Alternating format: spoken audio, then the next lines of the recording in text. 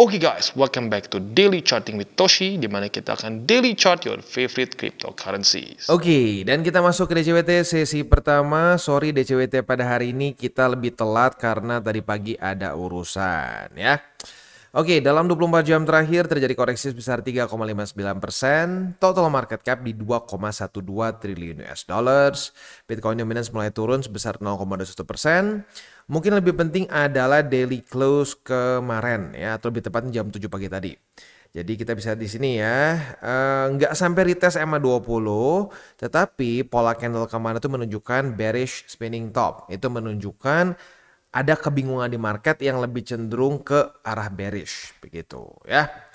Nah kalau gua sih lagi-lagi yang paling penting adalah EMA 20 nih sekarang. EMA 20 yang paling dekat ya.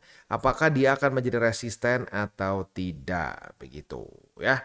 Dan ini mungkin reminder lagi pentingnya untuk kita tidak terburu-buru. Kalau gua lihat sih rata-rata para subscriber kita yang udah cenderung lama gitu ya, udah ngerti bahwa oh ya hati-hati jangan buru-buru nih, kata Bang Toshi masih belum mantul, masih butuh apa konfirmasi ya. Nah, tapi mungkin yang kalau masih baru-baru gitu, apalagi yang masih belum tahu BSB gitu ya, kemarin ngelihat seminggu dalam seminggu ngepam 9,98%, bawaannya udah pengen all in begitu. Nah ini lagi kenapa makanya gue ingatkan, all in itu apalagi di masa-masa sekarang ya, ini udah masa-masa tahun ini kan ini preparation ya, tahun-tahun preparation itu jauhilah kata-kata all in. Kalau sampai lu kebelet pisan pengen all in, lu pengen banget all in tuh ya di tahun-tahun akumulasi gitu. Nah tahun-tahun akumulasi itu kalau di cycle ini ya, dari November 2022 sampai November 2023 begitu. Itu teori 28 November ya. Lagi-lagi itu gua nggak mungkin bahas lagi karena kalau bahas lagi di sini kepanjangan. Lu boleh coba lihat video gua ya aduh kapan ya mungkin ya awal tahun gue udah sering bahas di masa-masa itu ya. Maybe kalau ada yang cukup banyak penasaran dengan teori 28 November mungkin gue akan buat begitu, tapi for now sih ya gue akan cite itu aja ya, teori 28 November. Dan ya lu bisa lihat sendiri tahun-tahun accumulation itu ya biasanya adalah tahun dimana kita akan dapat bottom. Itu berkali-kali terjadi seperti itu ya. Nanti maybe at some point gue akan coba bikin lagi video khusus untuk teori 28 November karena itu mungkin satu teori yang cukup penting untuk kita tahu ya. Tapi nggak sekarang, takutnya kepanjangan. Jadi ya kalau mau sampai mau all in paling make sense tuh di masa-masa tahun preparation atau mungkin masa-masa bear market akhir begitu ya. Nah sisanya selain dari itu menurut gua nggak make sense untuk kita melakukan all in ya, karena ya lu lihat sendiri gitu. Dan apalagi all in setelah kemarin dari September 2023 sampai ke Maret 2024 ini 7 bulan berturut-turut bullish candle. Gitu setahu gua nggak pernah terjadi 7 kali ya. Paling banyak itu 6. Dan setelah 6 pun kita bisa di sini ya, 1 2 3 4 5 6. 6 bullish candle berturut-turut. Berarti 6 bulan berturut-turut bullish ya. Apa terjadi? Koreksi sampai 55% begitu. Jadi ya makanya gue ngerti kenapa banyak yang mengatakan ayo hajar borong di sini. Statistiknya, data dan facts-nya itu tidak mendukung itu begitu ya. Oke, weekly close masih lama sih sebenarnya ya, masih 3 hari lebih 19 jam lagi. Jadi kita masih belum tahu ya, dalam 3 hari itu bisa banyak hal terjadi. Nah, kita lihat weekly closing seperti apa. Kalau kembali di bawah dari BSB ya berarti jelas ya kemarin itu adalah fake out lagi ya. Kalau sampai fake out lagi berarti gila nih, BSB luar biasa 2 kali berturut-turut fake out dalam waktu yang dekat. Dan fake out seperti ini sebenarnya sudah pernah terjadi juga di 2000 berapa ya? Udah lumayan lama soalnya. Di 2018 ya. Fake out, boom, lower low. Reject. Nah, bedanya di sini nggak fake out lagi. Fake outnya lagi nanti itu di Juli 2018. Jadi fake out pertama di Februari, kedua di Juli. Nah, jadi kalau mau ngomongin, oh bang, kok bisa gini bang? Bukannya BSB harusnya akurat? Ya akurat kalau kita sesuai SOP-nya. SOP-nya apa? Bukan cuma reclaim. Reclaim itu baru setengah jalan, gue udah bilang ya. Kayak di sini nih, reclaim itu setengah jalan. Gue udah bahas dari di Juli ya, Juli pertengahan. Hati-hati, jangan mikir all in ya. Kenapa? Karena belum terjadi juga konfirmasi. Konfirmasinya itu bentuknya pantulan seperti contoh tuh kayak di mana ya? Di sini nih ya. Jadi reclaim, ada retest, Udah gitu ada weekly close yang bullish. Nah, ini biasanya kalau sudah terjadi ini ya, weekly close di atas dari BSB setelah dia retest, nah itu dia disebut sebagai mantul. Kalau mantul, kecenderungannya membuat higher high. Kalau dekat-dekat all time high bisa new all time high, begitu ya. Nah, jadi ya pelajaran lagi nih buat yang mungkin kemarin kena FOMO. Waduh, gila nih kayaknya bakal naik. Nah, hajar all in ya sekarang mungkin sedikit mual gitu. Tapi nggak apa. Kalau udah nanggung, udah kejadian udah nggak bisa diapa-apain gitu. Jadi jadiin pembelajaran aja kalau buat yang kemarin kena FOMO gitu ya. Oke, next kita akan masuk ke ini ya, masuk ke news. Untuk news, buat lo yang nggak tahu kemarin Ton itu sempat macet ya. Jadi ada outage di mana blockchain dari Ton nggak jalan ya. Karena terlalu banyak transaksi untuk meme coins dogs ya. Nah sekarang sudah resume operations, jadi sudah jalan lagi ya. Seperti yang gue bilang kemarin ya. Jadi buat lo yang nggak tahu, Solana itu udah pernah kejadian mirip-mirip kayak begini 6 kali atau 5 kali, gue lupa lah. Saking terlalu seringnya sampai gue lupa berapa kali. Dulu gue ingat soalnya cuma sekali 2 kali. Terus outage lagi. Nah jadi outage nggak berarti akan hancur begitu, karena pada faktanya Solana yang udah 5-6 kali aja outage itu masih ranking 5 dunia begitu. Jadi mungkin ya ini apa namanya Ton juga akan mirip-mirip seperti itu. Nah, dan untuk si apa namanya founder dari Telegram atau ya CEO dari Telegram, si Pavel Durov juga itu masih pro kontra ya, banyak yang protes merasa bahwa wah ini nggak adil si Pavel Durov itu ditangkap begitu. Jadi ya menurut gua sih selama tidak ada perubahan fundamental yang fatal gitu, misalkan kena 51% attack begitu, atau misalkan ya tim dev melakukan suatu misalkan apalah dia bisa tiba-tiba menambahkan supply dan seterusnya, itu harusnya nggak masalah sih ya, nggak akan jadi masalah dari beberapa news ke belakang gitu ya. Next, economic calendar. Hari ini jangan lupa ya, hari ini akan ada 2 data sangat penting ya. Ini lebih penting ya, bintang 3, sama-sama bintang 3 seperti kemarin-kemarin, tetapi ya 2 bintang 3 ini lebih pedas. Kenapa? Karena ini GDP dan initial jobless claim. Ini adalah 2 data yang sangat berpengaruh terhadap kebijakan The Fed. Begitu. Jadi buat lo yang nggak tahu, salah satu cara paling mudah untuk melihat apakah satu negara dalam resesi atau tidak adalah GDP-nya. Kalau GDP dia selama 2 kuartal berturut-turut merah, atau bukan merah, minus, nah itu sebenarnya masuk ke dalam kategori resesi. Begitu, maka dari itu ya data GDP sangat penting. Apakah dia bagus atau enggaknya itu bisa mempengaruhi sekali kebijakan The Fed ke depannya. Dan untuk initial jobless claim otomatis ngaruh banget lah, itu karena ngomongin soal pengangguran yang mulai meningkat atau mulai nurun di US. Begitu, ini adalah data paling awal karena judulnya aja initial jobless claim. Jadi kalau di Indo kan nganggur ya lu cuma diem aja ya sudah, mau lapor siapa. Kalau di US lu bisa lapor bahwa lu nganggur nih. Nah, lu bisa dapat government benefits ya, atau kayak lu dikasih tanggungan lah begitu ya. Kalau di Indo kayak begitu yang ada semua nganggur. Bahaya ya. Ya, tapi intinya di US ada seperti itu. Apakah berjalan atau enggak nggak tahu, dan jujurnya gue juga nggak tahu peduli. Tapi yang penting kita bisa tahu data bahwa apakah mulai ada peningkatan pengangguran nggak di US begitu ya. Oke, ini untuk hari ini ya. Jadi siap-siap jam 7:30 dua-duanya. 7:30 malam siap-siap bisa terjadi volatility begitu. Jadi buat lo yang punya posisi futures dekat-dekat jam segitu belum kena target TP, pertimbangkan untuk tutup posisi kalau lo konservatif terutama ya. Untuk besoknya hari Jumat itu dari US akan keluar apa nih? Akan keluar core PCE dan BCE. Ini juga nggak kalah pentingnya, dan juga Chicago PMI. Jadi ya gue udah bilang kan dari hari Minggu nih, siap-siap. Kita minggu ini cukup banyak data-data pentingnya. Bahkan nggak dikasih libur ya, dari Senin sampai Jumat. Biasa ada aja lah sehari 2 hari santai nggak ada data. Ini setiap hari ada. Jadi ya kalau gue bikin thumbnail bilang hati-hati, resiko, itu bukan clickbait ya. Itu beneran ada gitu. Tinggal ditonton aja dengan benar. Kalau ditonton dengan benar, lu pasti tahu apa resikonya begitu ya. Oke, next kita akan lihat dulu indeks dolar. Indeks dolar itu kondisinya mulai retest ke 101,027 dan ke-reject sih, masih ke-reject ya. Jadi kita lihat dalam beberapa hari ke depan apakah dia akan reclaim atau enggak.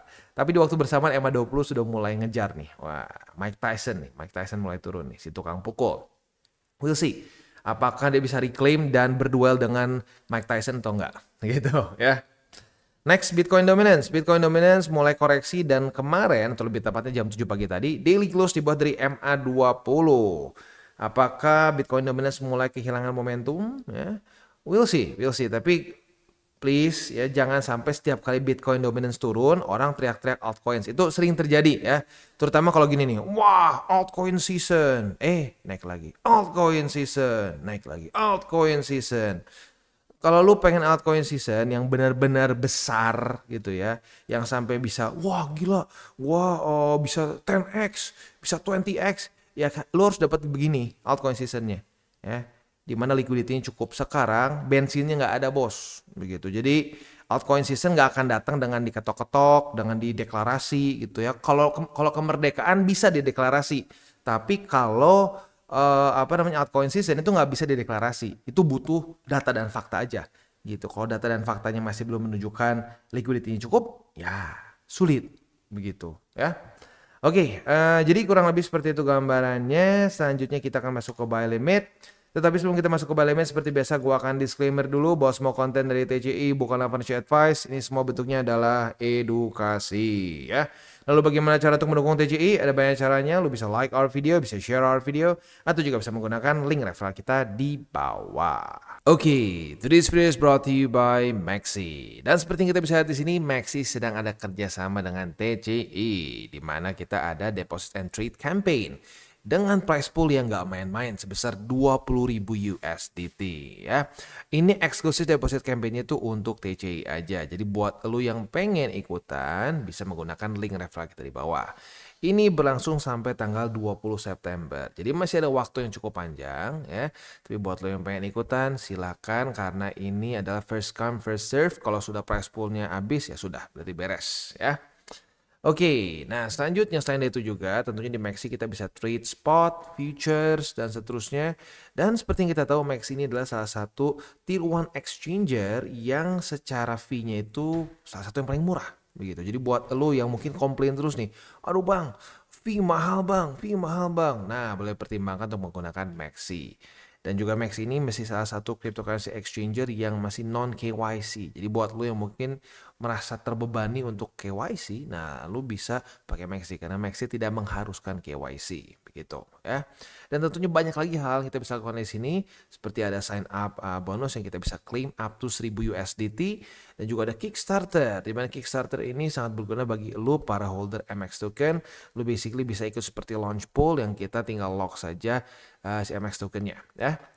Jadi kurang lebih seperti itu. Buat lo yang belum menggunakan Maxi, silahkan bisa pertimbangkan untuk menggunakan link referral kita di bawah. Oke, dan sekarang kita masuk ke Bitcoin. Untuk Bitcoin kita bisa di sini ya, ada sedikit struktur yang gua ubah ya, atau lebih tepatnya struktur yang gua update. Karena beberapa struktur yang sebelumnya cenderung ketembus mulu, jadi kita akan ambil data-data terbaru. Dan kita bisa lihat di sini, salah satunya adalah di 58.455. Kita bisa lihat di sini dia tuh sudah di retest 2 kali sebagai support. Jadi menurut gua ya memang market itu kan punya namanya recency bias. Jadi orang lebih suka melihat data yang lebih baru ya. Nah, jadi ya kita bisa di sini mulai terasa sepertinya recency bias itu ya. Nah, kalau kita bilang kita bisa punya posisi long ya sebenarnya bisa ya, tapi kita belum bahas dari kemarin. Jadi ya kita nggak bisa bilang kita punya posisi long. Nah, jadi kalau mau mungkin sekarang kita boleh pertimbangkan untuk limit di 58.455 sebagai support. Karena ini struktur yang cukup baru ya, baru terbentuk di 18 dan 19 Agustus kemarin, tetapi sudah 2 kali berhasil menahan harga Bitcoin. Ya, so boleh limit di 58.455. Retest ketiga kita bisa buka posisi longnya, dan target TP boleh pertimbangkan di MA20. Untuk posisi spot kita akan ada perubahan juga ya karena strukturnya berubah. Jadi buy limitnya di 58.455, 57.570, dan yang terakhir adalah di 54.015, atau ya kalau mau lebih gampang dibulutin aja di 54.000 pas ya. Itu kurang lebih untuk posisi spot di Bitcoin ya, dan juga futures. Untuk Ethereum kita bisa di sini kondisinya itu dia berhasil reclaim ya. Dan sebenarnya kalau kita mau ngomong kemarin posisi longnya itu kena target TP ya, retest 1, retest 2 di 2419, kena target TP di hari yang sama juga sih kemarin ya. Bahkan kalau lu sedikit gila dan lu ya mungkin bukan gila lah, lu lupa pasang target TP dan malah kena yang lebih atasnya, wow ya, kita bisa di sini 5,37%. Tapi gua nggak sarankan seperti ini ya. Gue harap ini kecelakaan kalau sampai lo kena di 2552. Karena harusnya target TP-nya di 2464 ya. Oke, karena sudah terjadi retest pertama di 2552 sebagai resisten, kita bisa pertimbangkan untuk limit posisi short, retest kedua otomatis kebuka posisi shortnya, dan target TP kita di 2464. Itu kurang lebih untuk posisi futures di Ethereum.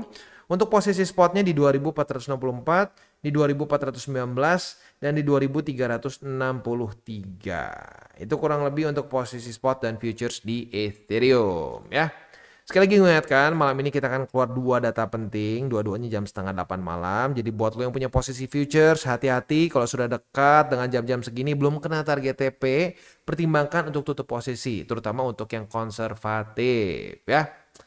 Oke, nah selain dari itu kita akan ada sedikit wejangan begini, karena kalau gue lihat waktunya masih ada nih buat wejangan sedikit ya. Nah wejangan untuk ini mungkin lebih untuk ke para newbies ya. Untuk para newbies masih cukup banyak yang nanya, Bang mending pakai IDR atau mending pakai USD. Nah ini gue masuk ya, ini karena khusus buat newbie ya, gue langsung aja ya specifically untuk newbies. Kalau lu DCA murni ya, berarti murni apa? Lu nggak pakai TA sama sekali ya, nggak usah baca TA. Pokoknya gue pengen beli aja BTC per seminggu sekali, per sebulan sekali. Ya jangan setahun sekali, kalau setahun sekali terlalu jauh ya. Ya cari time frame yang lebih dekat lah ya, seminggu atau sebulan itu masih oke ya. Nah itu mendingan udah pakai IDR aja gitu biar nggak pusing begitu, karena kalau lo harus ganti ke USDT lagi pun kan lo nggak charting begitu. Karena alasan utama kenapa kita menggunakan USDT adalah untuk chartingnya. Pakai IDR itu lebih nggak enak gitu, lebih support resistance itu lebih nggak jelas kalau menurut gua. Dan karena patokan orang-orang itu ya berapa banyak sih orang lihat IDR gitu per BTC IDR. Jauh lebih banyak populasinya orang melihat BTC USD. Nah maka dari itu support resistannya menurut gue lebih oke kalau kita lihatnya BTC USD begitu. Tapi kalau lu cuma pure DCA ya murni nggak pakai TA sama sekali, udah pakai IDR aja, nggak usah pusing-pusing pakai USD begitu ya. Kecuali lu mau ngejar yield ya. Kalau lu mau ngejar yield ya, kalau IDR nggak tahu ada nggak yang dapet yield ya. Setahu gue sih di lokal nggak tahu sih, tapi kalau USD atau USDT rata-rata ada gitu ya. Jadi mungkin cuma itu aja alasannya. Kalau lu mau diganti ke USDT, kalau lu kalau lu DCM murni tapi tetap pakai USDT karena lu mungkin pengen dapetin yield. Sisanya selain dari itu mendingan pakai IDR aja biar nggak pusing ya. Dan seperti yang gue sudah sering bilang ya, kalau untuk trading investing itu nggak bisa kayak telur. Gue pribadi gue lebih suka telur setengah matang. Gue nggak suka telur yang terlalu garing gitu ya, terlalu kering, gue nggak suka ya. Nah tapi kalau trading lu setengah matang itu hancur justru. Jadi lu mendingan pilih, lu mau benar-benar pure DCA murni tutup mata ya, buat masa depan, wah nanti buat gua pensiun lah atau mungkin gua buat nikah atau apa, terserah lah, punya tujuannya masing-masing. Nah itu mendingan udah DCA murni tutup mata, nggak usah lihat chart ya. Nah tapi kalau lu tujuannya adalah lu pengen pengen DCA-nya dengan TA, nah, jangan setengah-setengah gitu. Jangan cuma tahu seperempat. Nah, kadang-kadang kalau cuma tahu seperempat setengah malah boncos. Begitu. Karena pasti akan tergoda dengan kalau gitu caranya udah aja gua main short term 15 menit, semenit ya, silahkan dicoba saja ya. Coba scalping setiap hari, silahkan ya. Statistiknya tidak mendukung ya. Scalper itu nggak terlalu banyak menangnya, win rate paling kecil dari berbagai macam jenis trader. Gitu. Jadi hati-hati di situ ya.